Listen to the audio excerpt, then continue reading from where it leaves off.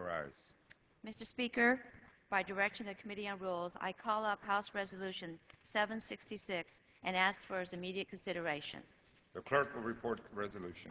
House Calendar Number 111, House Resolution 766, resolved that it shall be in order at any time through the legislative day of September 24, 2009, for the Speaker to entertain motions that the House suspend the rules relating to the bill H.R. 3631, to amend Title 18 to provide for the application of a consistent Medicare Part B premium for all Medicare beneficiaries in a budget-neutral manner for 2010. The gentlelady from California is recognized for 1 hour.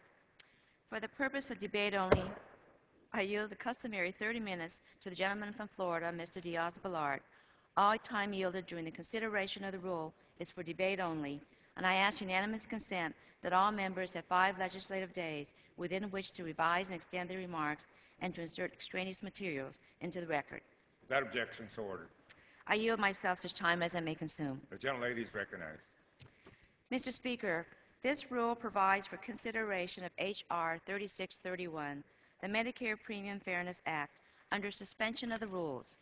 It allows this body to consider time-sensitive legislation under an expedited process to shield millions of Medicare beneficiaries from harmful premium increases for the coming year. Due to the struggles facing our economy today, many seniors will not receive Social Security COLAs this year, even though the Medicare Part B premiums will still rise. The Medicare Premium Fairness Act addresses this problem by protecting Medicare beneficiaries from bearing the burden of increased premiums because of an economic largely outside of their control. And it does so without adding to the deficit. Without today's bill, seniors who are new to Medicare program will see their monthly premiums jump dramatically. Other Part B recipients will shoulder an unfairly large share of cost increases because of the way current law requires Part B to be funded. And cash-strapped states will be forced to bear the burden of higher Medicaid costs for dual-eligible beneficiaries. For these reasons, I believe my colleagues will agree with me that inaction is not an option here today. As our country begins to climb back out of one of the largest recessions in recent memory, now is the worst possible moment to saddle our seniors with increased premiums. Many respected outside groups agree with the statements and have endorsed the Medicare Premium Fairness Act. AARP, the National Committee to Preserve Social Security and Medicare, the Center for Medicare Advocacy, and the Alliance for Retired Americans have all endorsed H.R. 3631.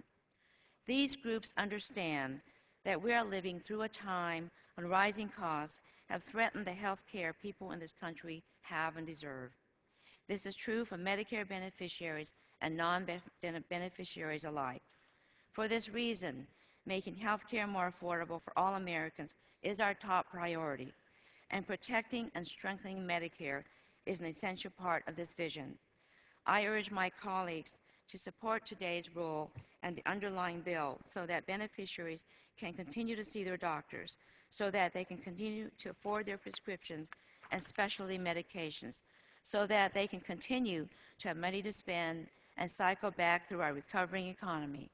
By acting quickly and decisively on today's bill, we underscore our commitment to preserve Medicare for the millions of people who've earned the security it represents, and who count on the stability and dignity it provides. In doing so, we will keep our collective promise to stand with America's seniors as they age, and to ensure they have the health care they need to live long and fruitful lives. We must never forget that Medicare is an essential part of our country's social contract.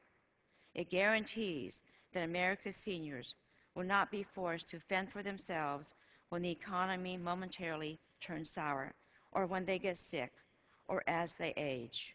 This is a living legacy of the Medicare program, and it is a legacy we build upon today. But we do not have much time to act, Mr. Speaker. We must pass this legislation before October 1st. This is so that the Social Security Administration can program updated premiums into a system in time to ensure that Medicare premium increases do not hit seniors in their pocketbooks and in their doctors' offices. Speed and bipartisan cooperation are of essence if we are to avoid this problem. The suspension authority this rule provides will allow the House to move quickly and decisively to move this fix over to the Senate. The sooner we have this bill on the President's desk, the better off millions of Medicare beneficiaries will be. I urge my colleagues to recognize that passing this bill quickly is in the best interest of our constituents